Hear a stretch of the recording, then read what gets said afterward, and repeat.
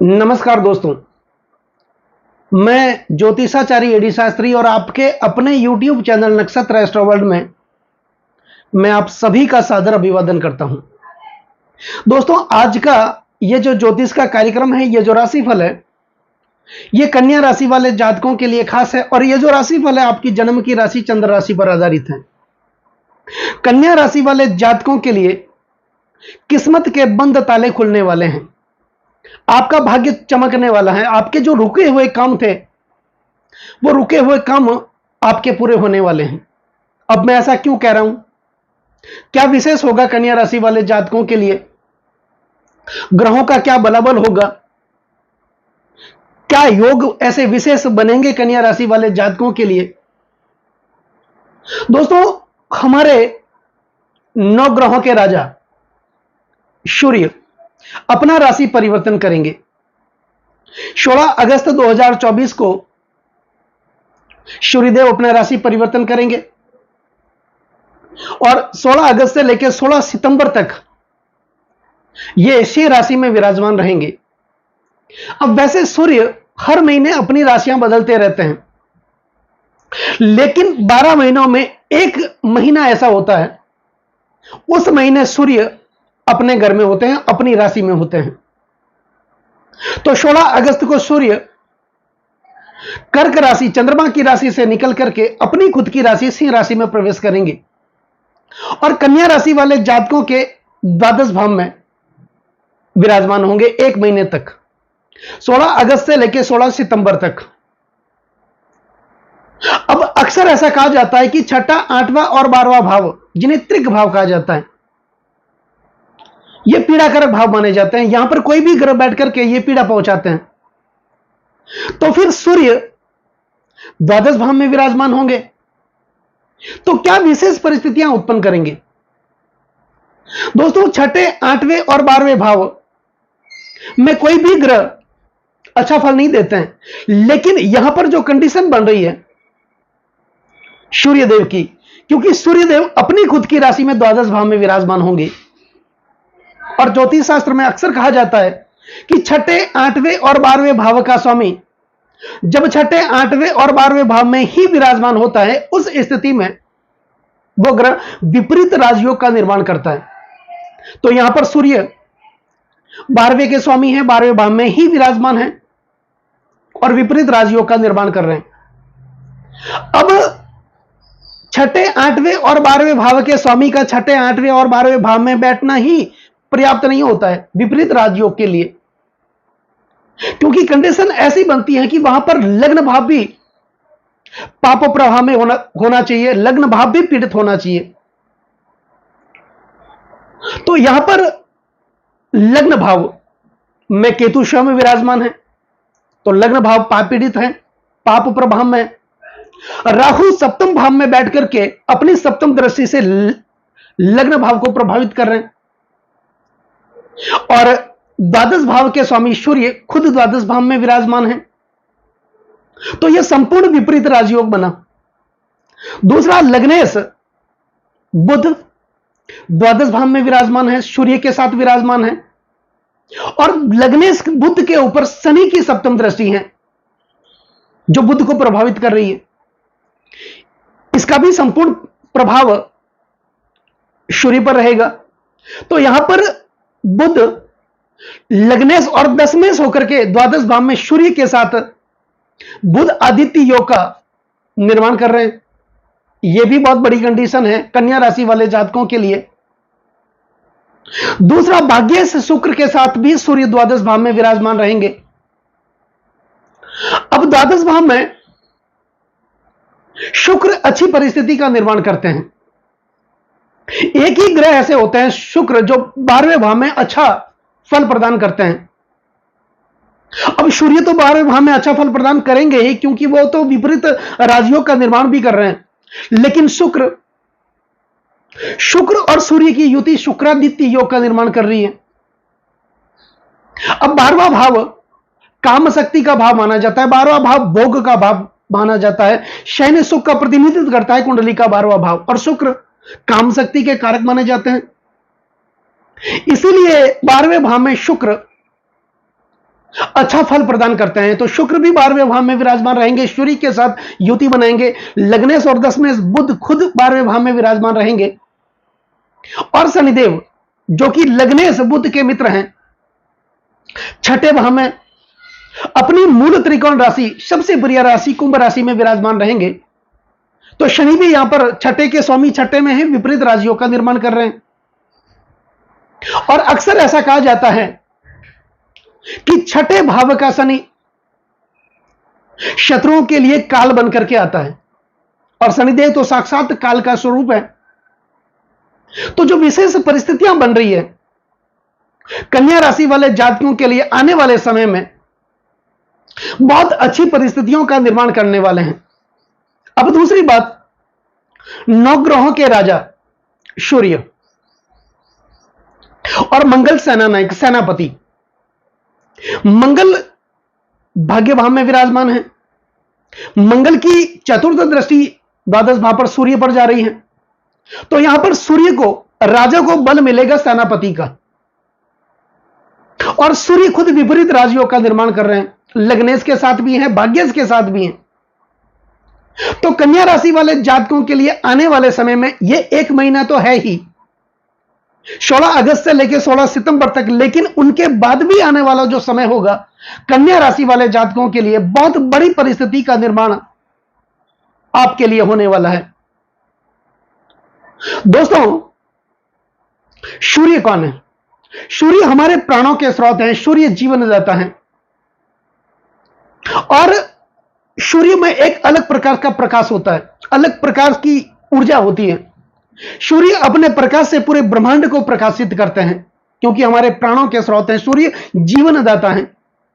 और इनका विपरीत राजयोग का निर्माण करना, भाग्येश के साथ विराजमान होना, बुधादित्य योग का निर्माण करना, शुक्रादित्य योग का निर्माण करना, और सेनानायक मंगल की चतुर्थ दृष्टि सूर्य पर जाना, तो कुछ विशेष परिस्थितियां कन्या राशि वाले जातकों के लिए बनने वाली हैं।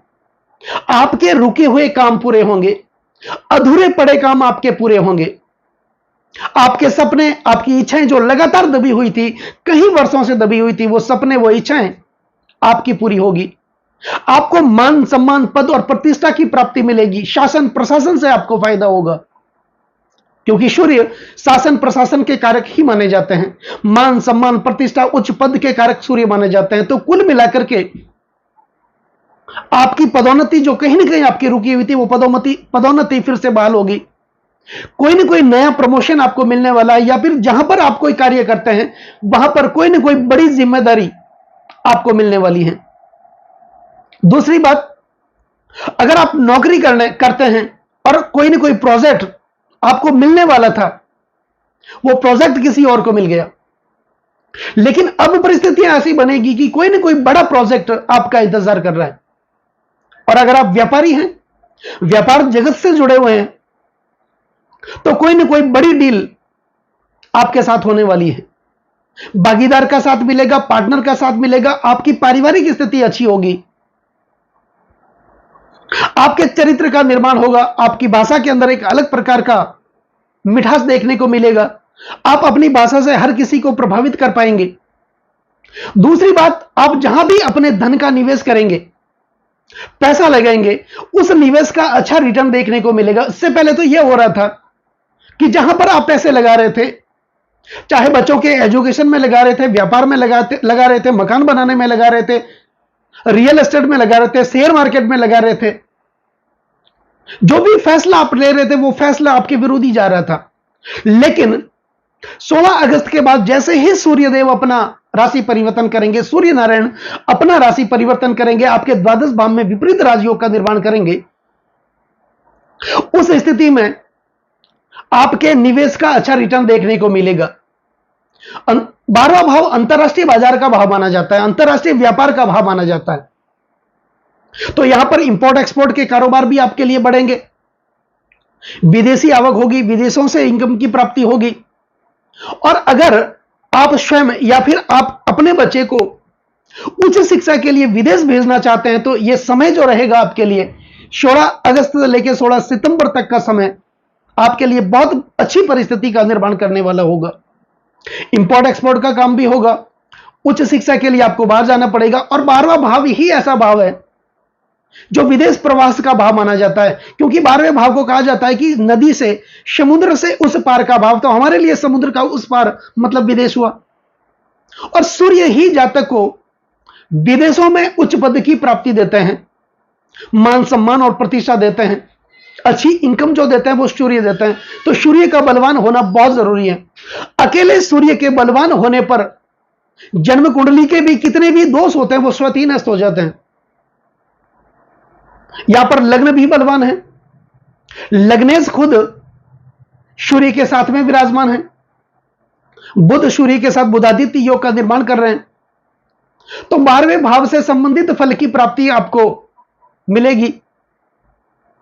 भाइयों के साथ विरोध चल रहा था, प्रत्यक्ष संपत्ति में विवाद चल रहा था, आपके ज्यादातर पैसे हॉस्पिटल के खर्चों में खर्च हो रहे थे, माता पिता के स्वास्थ्य को लेकर आपके पैसे खर्च हो रहे थे, तो वहां पर उसमें थोड़ी राहत आपको जरूर मिलेगी। आप पैसा बचाने की कोशिश तो कर रहे थे लेकिन पैसा बचता ही नहीं था, खर्चे हो रहे थे। तो उस खर्चों पर अंकुश लगेगा। जो पैसे आपने लगाए उस पैसों का अच्छा रिटर्न आपको देखने को मिलेगा। अब सूर्य की सप्तम दृष्टि कहां जा रही है? छठे भाव पर। तो शत्रुओं से भी मुक्ति मिलेगी, विरोधियों से मुक्ति मिलेगी, गुप्त शत्रुओं से मुक्ति मिलेगी। इससे पहले क्या हो रहा था, आपके कोई ना कोई विरोधी बढ़ रहे थे, आप अच्छा कार्य कर रहे थे, अपना 100% एफर्ट लगा रहे थे, लेकिन आपको यश नहीं मिल रहा था।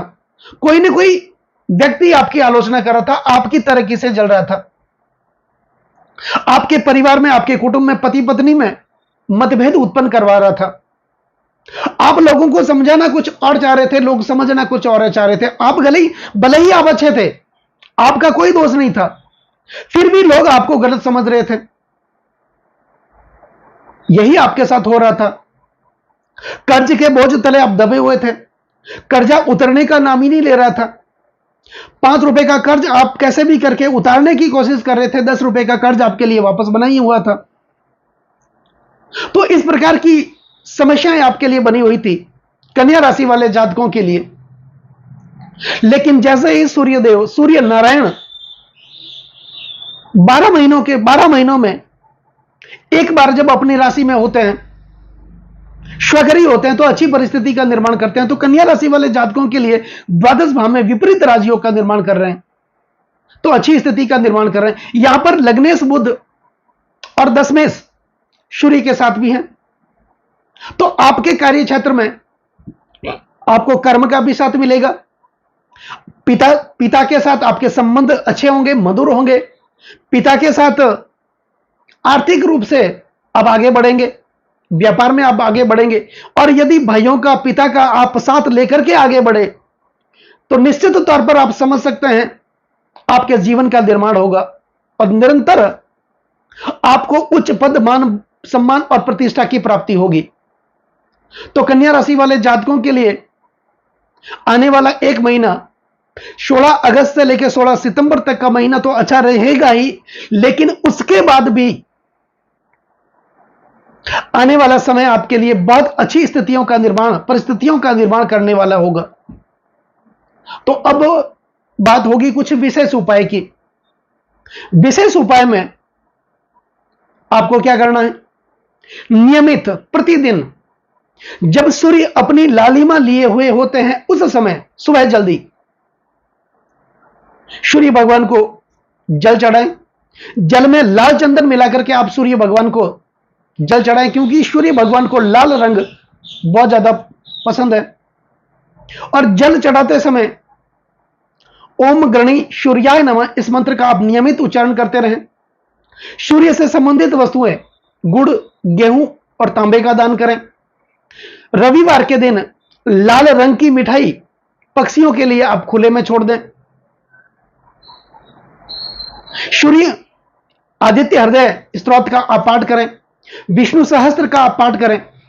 तो सूर्य से संबंधित आप उपाय करने से सूर्य की और भी ज्यादा कृपा आप लोगों पर बनी रहेगी। और जिनके ऊपर सूर्य की कृपा हो जाती है, समझ लो साक्षात नारायण की कृपा हो जाती है। तो दोस्तों, कैसा लगा ये वीडियो?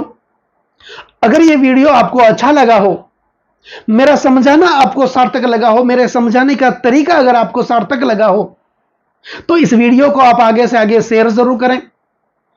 बेल आइकन बटन को दबाना न भूलें ताकि मेरे आने वाले और भी नए नए वीडियो के नोटिफिकेशन सीधे आप तक पहुंच जाएं।